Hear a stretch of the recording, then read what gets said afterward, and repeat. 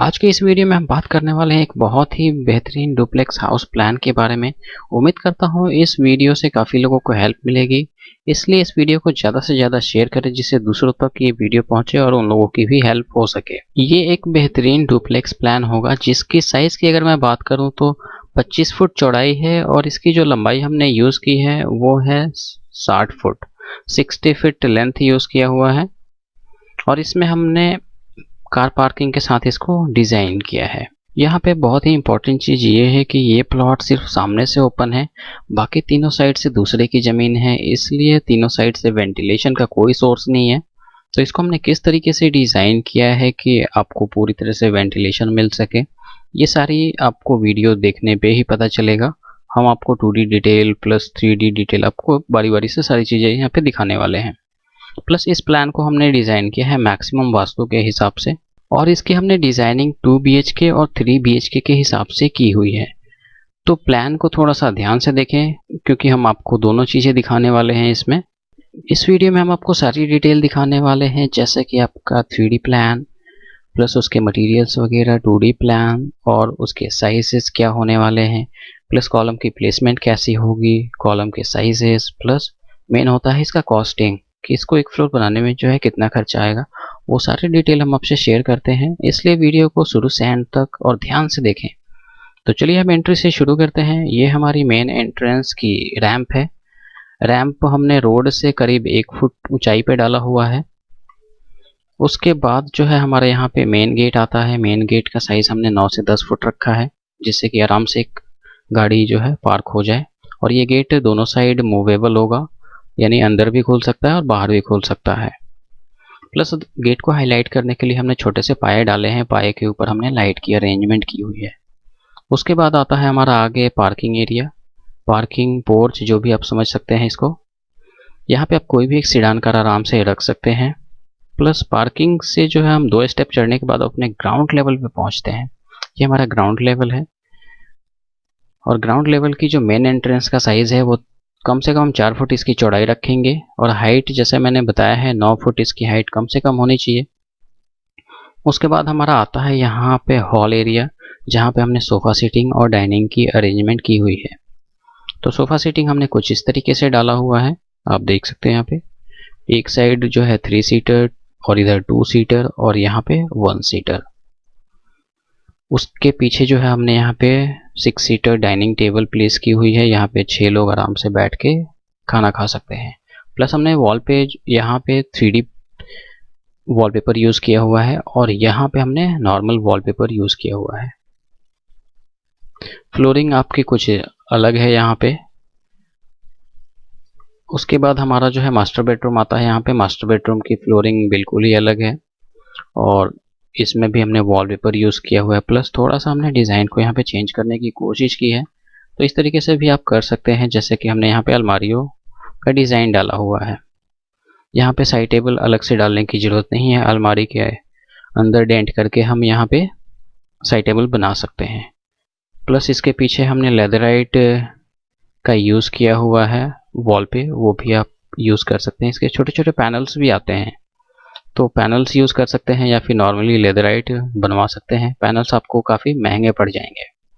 Plus यहाँ पे हमने LCD लिया हुआ है इसका और इसके साथ एक अटैच बाथरूम है। यहाँ पे आपका WC है और ये आपका वॉश बेसिन है। प्लस यहाँ पे हमने पीछे शाफ्ट छोड़ा हुआ है जिससे कि इन दोनों टॉयलेट्स की वेंटिलेशन आराम से हो जाएगी। ये हमारा कॉमन टॉयलेट है। कॉमन टॉयलेट में हमने इसको टॉयलेट को सेपरेट कर दिया है, प्लस ताकि आप इसको यहाँ पे एज ए वॉशिंग एरिया भी यूज़ कर सकें। उसके बाद आता है हमारा यहाँ पे सीढ़ी। तो सीढ़ी हमारी जो है क्लॉकवाइज चढ़ रही है फर्स्ट फ्लोर के लिए, तो इस तरीके से आप कर सकते हैं। इसके बाद आता है हमारा किचन का एरिया। तो किचन का एक बार देख लीजिए प्लानिंग किस तरीके से है। काउंटर हमने यहाँ पे L शेप में दिया हुआ है। तो ये आपका फ्रिज है और यहाँ पे आपका सिंक आ जाएगा और ये आपका कुकटॉप। प्लस यहाँ पे हमने एक काउंटर रखा हुआ है जो नॉर्मल काउंटर से इसकी हाइट थोड़ी सी ज़्यादा है। आप इसको एज ए ब्रेकफास्ट काउंटर आप यूज़ कर सकते हैं। नॉर्मली जो हाई चेयर्स होती हैं वो यहाँ पे आप यूज़ कर सकते हैं। तो इस तरीके से हमने इसकी प्लानिंग की है। प्लस इसमें जो हमने फ्लोर लिया हुआ है वो अलग पत्थर का यूज़ किया हुआ है, जैसा कि हमने मास्टर बेडरूम में आपको दिखाया था। उसके बाद हमारा यहाँ पे बीच में एक पैसेज आ जाता है, जो हमारा पीछे स्पेस है जो हमने वेंटिलेशन पर्पस के लिए छोड़ा हुआ है, वहाँ पे जाने का एक रास्ता है। आप यहाँ पे as a utility area use कर सकते हैं, कपड़े सुखा सकते हैं या फिर नॉर्मली कुछ भी आप कर सकते हैं, गार्डनिंग वगैरह। उसके बाद हमारा आता है सेकंड बेडरूम। तो सेकंड बेडरूम में आप देख लीजिए, इसमें हमने अटैच बाथरूम का अरेंजमेंट किया हुआ है। बेड की पोजीशन आप देख लीजिए, प्लस अलमारी यहाँ पे मिल जाती है आपको। तो इस तरीके से हमने इसकी डिज़ाइनिंग की हुई है।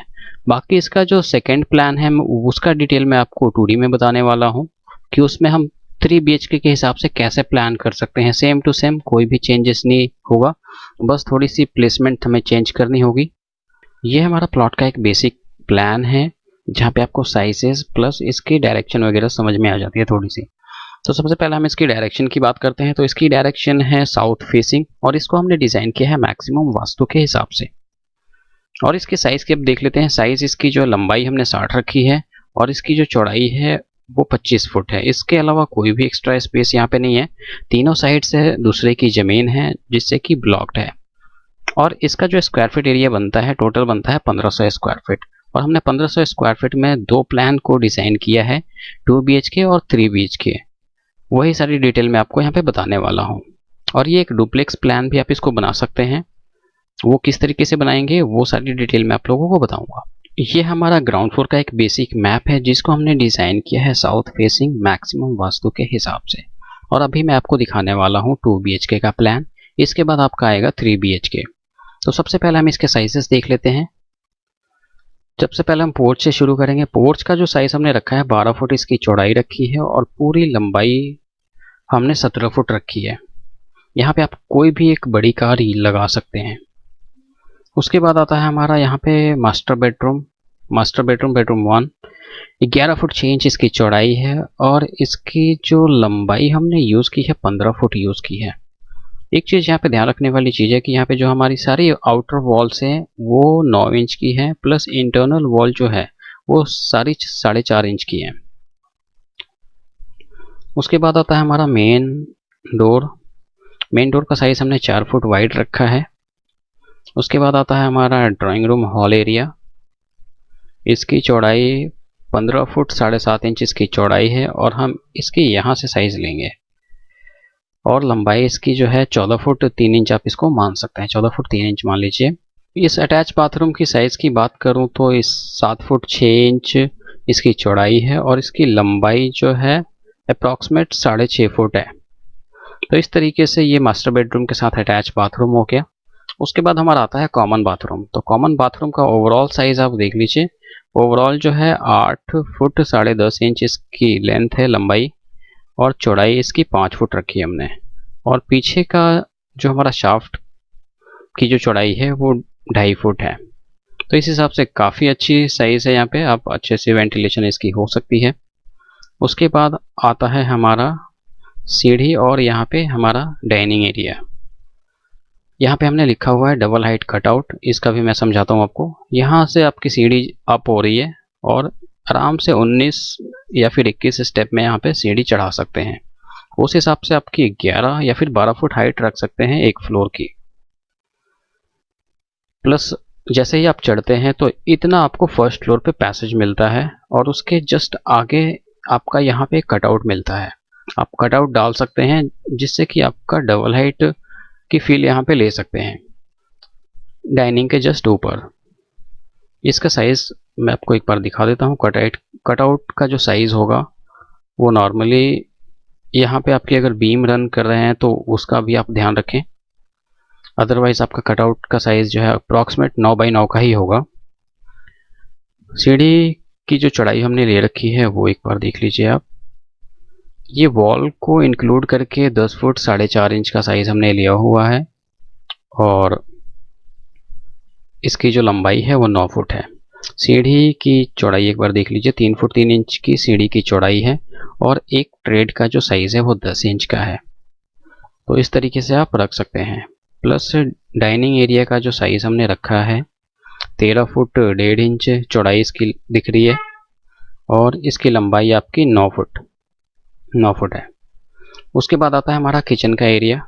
किचन की जो चौड़ाई है वो है आपकी 9 फुट, और इसकी अगर लेंथ की मैं बात करूं तो लेंथ आप यहाँ तक कैलकुलेट कीजिए 12 फुट 4.5 इंच आपको मिलेगा।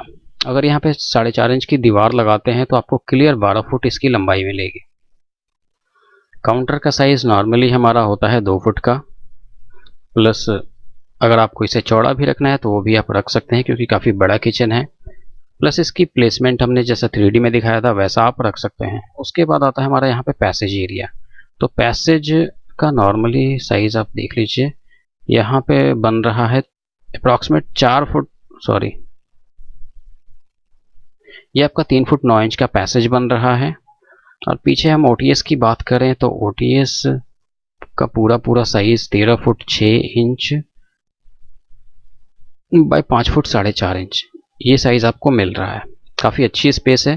फर्स्ट फ्लोर पे आप यहाँ पे बालकनी भी दे सकते हैं, प्लस किचन की वेंटिलेशन के लिए यहाँ पे विंडो मिल जाती है, और इस बेडरूम 2 के लिए यहाँ पे वेंटिलेशन के लिए एक विंडो मिल जाती है। यहाँ पे आप नॉर्मली एक डोर लगा सकते हैं। उसके बाद बेडरूम 2 का साइज देख लीजिए एक बार। इसका साइज 10 फुट बाय 13 फुट का इसका साइज है। इसका साइज भी छोटा नहीं है। इसकी डोर ओपनिंग होते ही यहाँ पे हमने बाथरूम का डोर दिया हुआ है। प्लस अगर आपको लग रहा है कि दरवाजे के पीछे बाथरूम का दरवाजा देना अच्छा नहीं लगेगा तो उस हिसाब से अपने हिसाब से इसकी प्लेसमेंट थोड़ी बहुत आप चेंज कर सकते हैं। अब हम बात करेंगे इसके 3 BHK वाले प्लान के ऊपर। ये हमारा ग्राउंड फ्लोर का दूसरा मैप है जिसको हमने डिज़ाइन किया है 3 BHK, और वो भी मैक्सिमम वास्तु के हिसाब से। इस प्लान को डिज़ाइन करने से पहले इस बात का ध्यान रखें कि जो हमने पहला प्लान आपको दिखाया है सारे साइजेस इसमें सेम रहेंगे, कोई भी साइज इसमें चेंज नहीं हो रहा। बस हमको प्लान को एक दूसरे की जगह पे शिफ्ट करना है। तो सबसे पहले हमने क्या शिफ्ट किया वो देख लेते हैं। हमने पहले प्लान का जो किचन है उसको हमने चेंज कर दिया और यहाँ पे हमने बेडरूम बना दिया। बेडरूम 3 हमारा यहीं पे आ जाता है। उसके बाद हम किचन को कहाँ ले गए, किचन हम ले गए जो हमारी सीढ़ी वाली पोजीशन थी पहले मैप में, यहाँ पे हम किचन लेकर आए और हम फिर सीढ़ी को आपका डाइनिंग वाले एरिया में ले गए।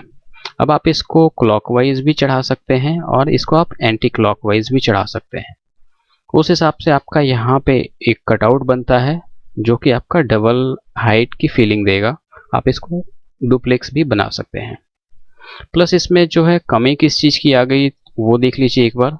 यहाँ पे जो हमारा अटैच बाथरूम था उसको हमने हटा के यहाँ पे स्टोर दे दिया, क्योंकि कई लोगों के दिमाग में ये होता है कि यार किचन के साथ हम टॉयलेट नहीं दे सकते, तो वो उस कंडीशन में क्या कर सकते हैं, यहाँ पे स्टोर बना सकते हैं। अदरवाइज जिसके दिमाग में ऐसा कुछ नहीं है वो यहाँ पे टॉयलेट अटैच कर सकता है इस बेडरूम से।